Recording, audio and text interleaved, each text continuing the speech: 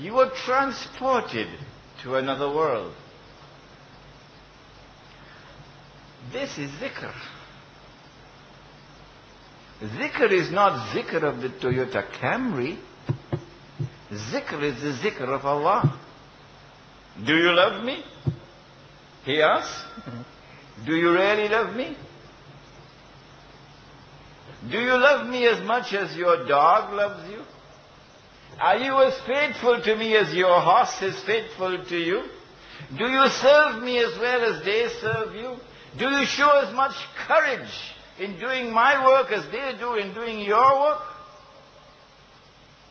وَالْعَادِيَاتِ ضَبْحًا فَالْمُورِيَاتِ قَدْحًا فَالْمُغِيرَاتِ صُبْحًا فَأَثَرْنَ بِهِ نَقْعًا فَوَسَطْنَ بِهِ جَمْعًا. The horses that you loved so much, and they run so fast, they're panting. And when they run in the night time, their hoofs hit on the stones and the sparks are flying. And when the morning comes and the fresh breeze enters into their lungs, they run with a new spurt of speed. And when they face the enemy, they dash into the very center of the ranks of the enemy. فَوَسَطْنَ بِهِ جَمْعًا. Do you love me as much as they love you? Do you serve me the way they serve you? Are you loyal to me the way they are loyal to you? إِنَّ الْإِنسَانَ لِرَبِّهِ لَكَنُودٌ. No, you don't. You are ever negligent of your relationship with me, Allah is saying. Your dog loves you more than you love me.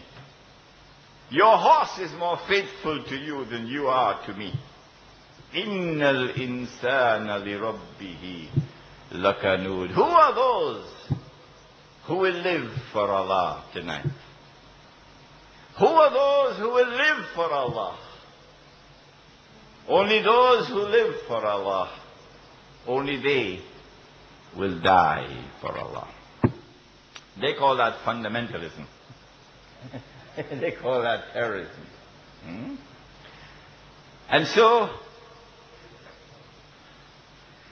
as the love for Allah enters into the heart, and the servant sets his sight, this is my goal. I am 20 years of age. Come back and see me 40 years from now. You'll still see me walking on this same road, going in the same direction 40 years from now. Consistency in his life. This is my goal. This is my mission. Zikr is what delivers that. And that zikr polishes the glass. The verse of the Quran continues that this lamp has an oil which comes from the tree which is zaytun, olive tree, and which is the blessed olive tree, which is la sharqiyya and la gharbiyya. It belongs neither to the east nor to the west. It stands firmly for Allah. Qul inna salati wa nusuki wa mahyaya wa mamati lillahi rabbil alameen. When you have a person who lives for Allah like that, and who works and struggles and sacrifices in the way of Allah, then you produce oil. That oil is pure oil. يَكَادُ زَيْتُهَا يُضِيءُ وَلَوْ لَمْ تَمْسَسُّ نَارٌ. This is different from the oil you put in your motor car. This one, even though fire has not as yet touched it, it's already glowing. Can you imagine what's going to happen when fire touches it? You will not grow spiritually until fire touches you. When fire touches you and the oil is already there inside of you, now you have light. Nurun ala nur. I said it. That light does not come from the stock market. Allah gives it. يَهْدِ اللَّهُ لِنُورِهِ مَن يَشَاءُ. Allah guides to His nur whomsoever Allah chooses to guide.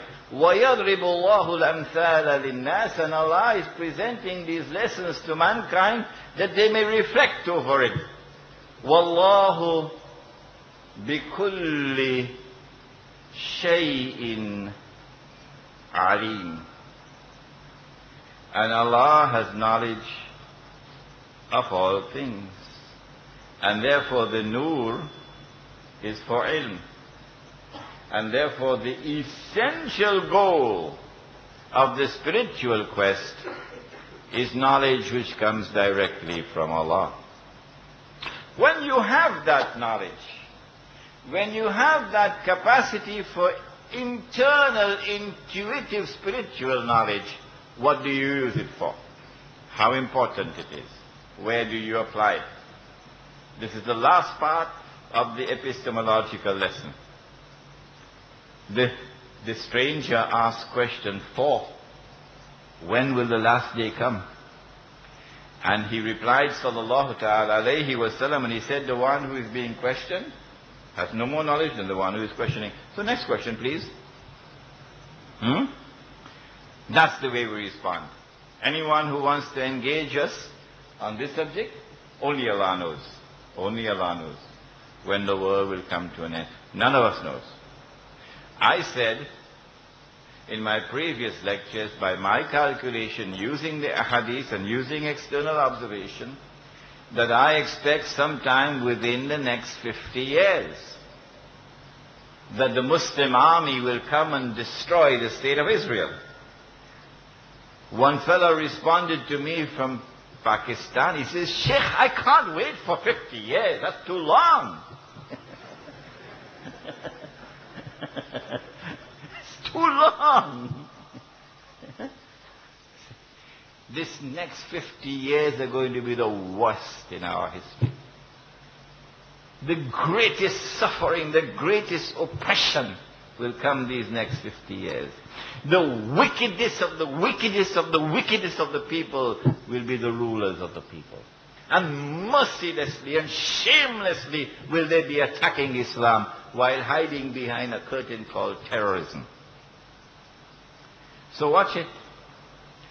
If you want to be a part-time Muslim, no problem. No problem. But the minute you want to be a true servant of Allah, they're coming after you.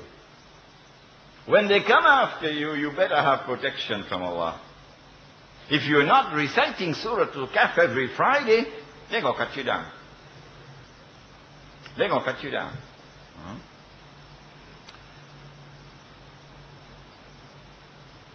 But while it is only Allah who knows when the last day will come,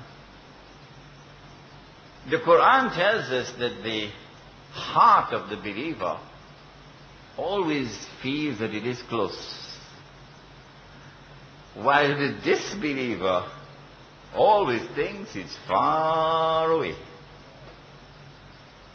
And then came question 5, which teaches us the application of spirituality, of al-ihsan. How do you apply it? What is its practical utility? The stranger asked, what are the signs of the last day? And the Prophet replied, and he said, number 1, 2 things. He said, number 1, you will find a naked, barefooted shepherd, meaning people who have the brains, the intellectual acumen of naked, barefooted shepherds. You will see them competing with each other to build high-rise buildings. I have the tallest building in the world. They have the intellectual acumen of naked, barefooted shepherds. Why? Because they measure progress this way. When we have built the tallest building in the world, and we have built the grandest airport in the world,